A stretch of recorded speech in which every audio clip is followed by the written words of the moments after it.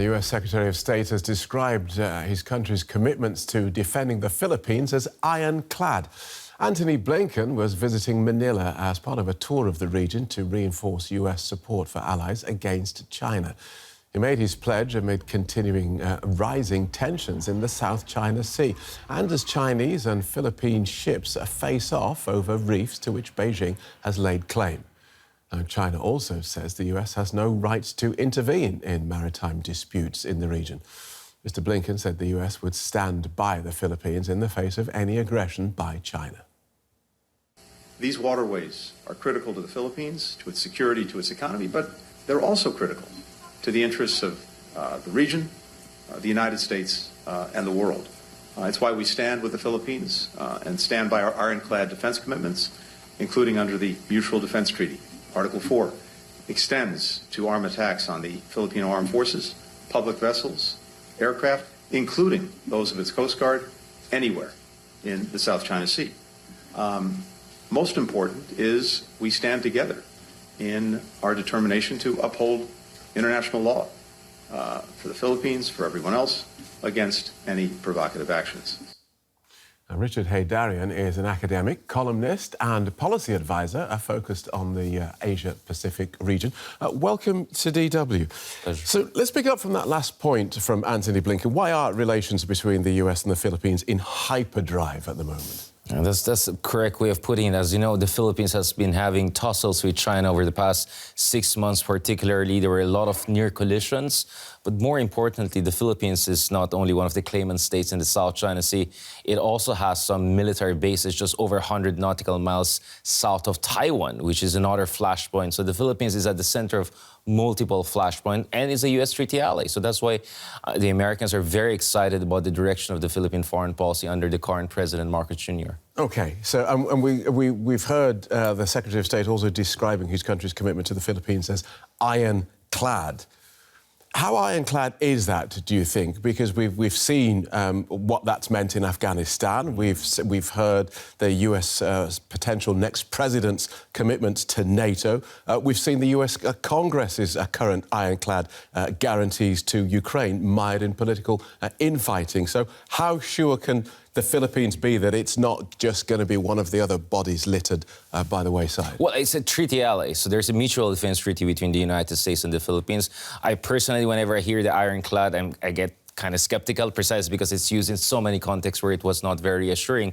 But what's important thing is, you know, from the Nixon administration all the way to the Obama administration, America had more or less strategic ambiguity. It never really clarified to the Philippines whether the mutual defense treaty would apply exactly should there be a conflict with China in the South China Sea. But that changed around 2018, 2019 under Trump administration, and later on also adopted by the Biden administration. And very clearly, if Filipino troops, vessels or aircrafts come under attack by any third party, automatically the mutual defense treaty should apply. In fact, what the Americans are also now focusing on with the Filipinos is also looking at so-called gray zone threats, because China is not using its naval forces or, let's say, you know, gray hull forces to always push its claims. Sometimes it's relying on maritime militia forces. So the challenge actually for the Philippines and the United States is to tweak the alliance to make it much more operational and effective against gray zone strategy used by China. And that's where I think where the challenge is. OK, obviously China's not just going to stand by and let this happen.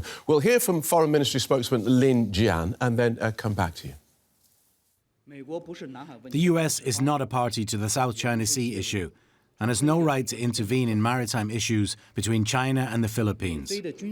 Its military cooperation with the Philippines must not undermine China's sovereignty and maritime rights in the South China Sea, nor should it endorse the Philippines' illegal claims. So, Richard Haydarian, tell us more then about why the US feels it has a dog in this South China Sea fight. Well, I mean, technically speaking, the Americans are neutral on the status of disputed land features in the area, but the worry they have is that China is militarizing a lot of these disputed land features. It's elbowing its way, and it may actually create a network of military bases that eventually may allow China to impose what they call an air defense identification zone. In short, turning an international water when trillions of dollars of trade pass every year into a potential Chinese lake. That is a big worry for the Americans. Not to mention, if there are skirmishes between Philippines and the Chinese, that's also going to raise questions about America's credibility. So multiple things are happening. Right.